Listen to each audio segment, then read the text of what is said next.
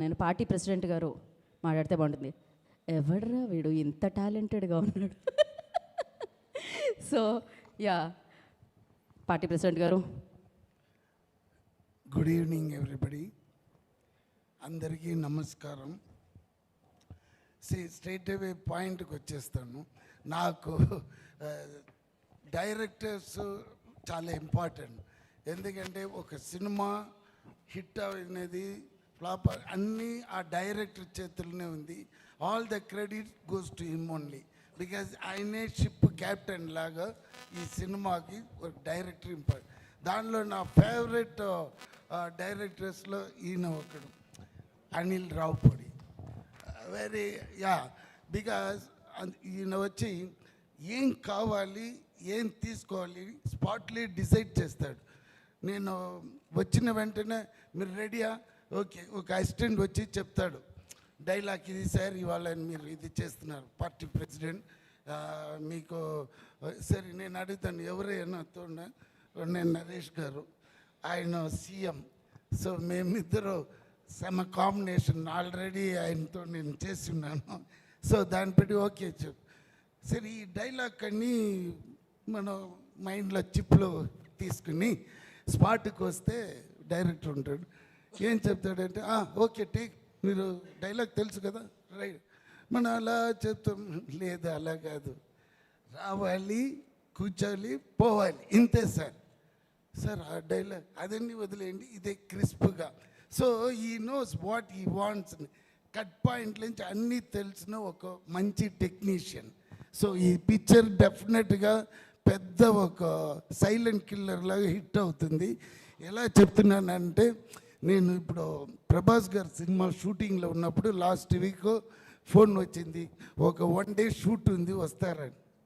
అప్పుడు నేను మారుతి గారి దగ్గర, డైరెక్టర్ దగ్గర అడిగాను, సార్ అక్కడ వెళ్ళాలి 10 o'clock, ఒక 2-3 hours ఇమ్మీడియట్గా ప్రభాస్ గారు ఎవరిది సినిమా అన్న. నేను చెప్పాను వెంకటేష్ గారు హీరో, అనిల్ రావుపూడి, ఆయన కామెడీ ఇదని తీస్తారు. సార్ కామెడీ సినిమా కాదు, ఆల్రెడీ హస్ డన్ 1 film, అది బాలయ్య సార్ది, అది భగవంత్ కేసరి, అది పెద్ద మాస్ హిట్ అయింది. అది సార్ ఆ డైరెక్టర్ వెరీ గుడ్ అన్నాడు.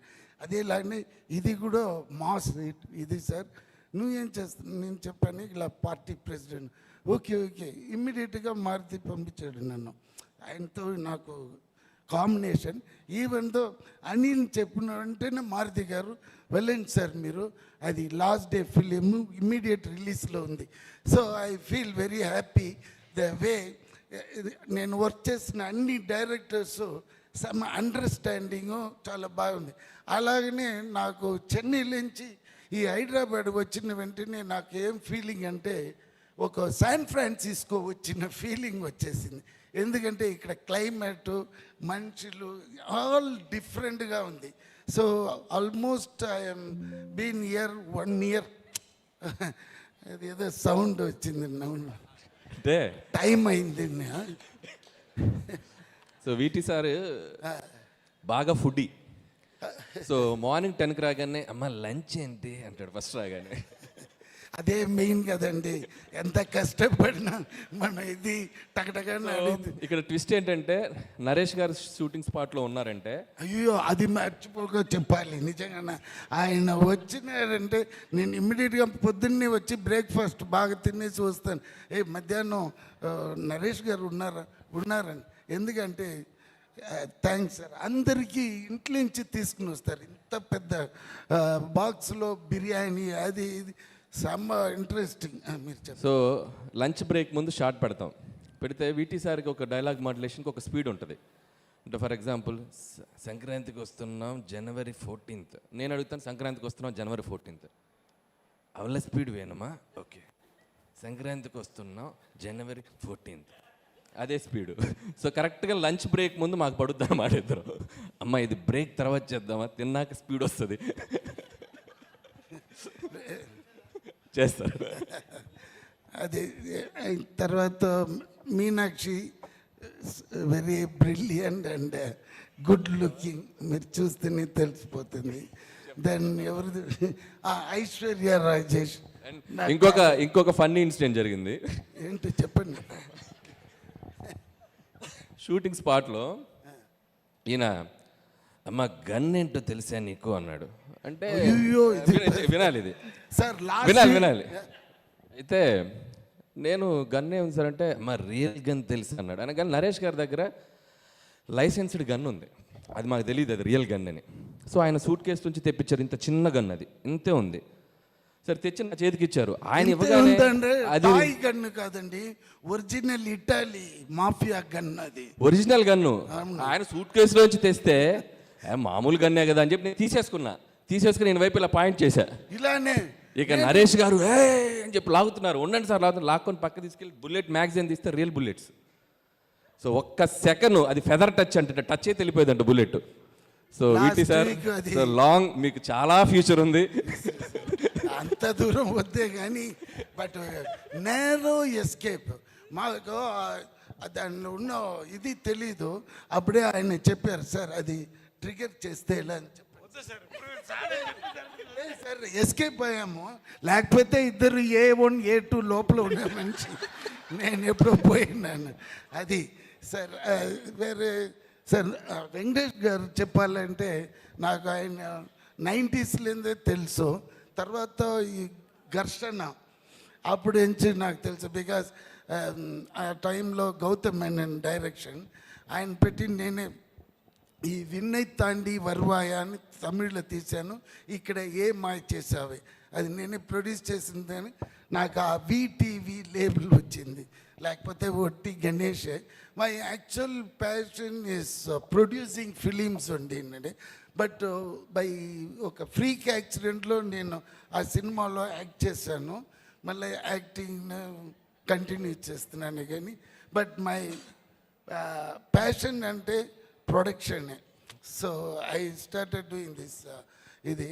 బట్ ఇప్పుడు ఒక్క మనిషికి నేను ఈ స్టేజ్లో నేను చాలా ఇదిగా చెప్పాలంటే నెల్సన్ అండ్ తలపతి విజయ్ గారు ఆయన చేసిన ఆ బీస్ట్లో ఆ డైలాగ్ మట్టుకు నేను చెప్పలేదంటే ఇప్పుడు నేను హైదరాబాద్లో ఈ స్టేజ్లో ఉండను. So thanks to them because Nelson gave me the chance. నువ్వు ఏమని డైలాగ్ వేస్తావని అప్పుడు వేసిన ఆ డైలాగే నేను ఇక్కడ ఉంటున్నాను.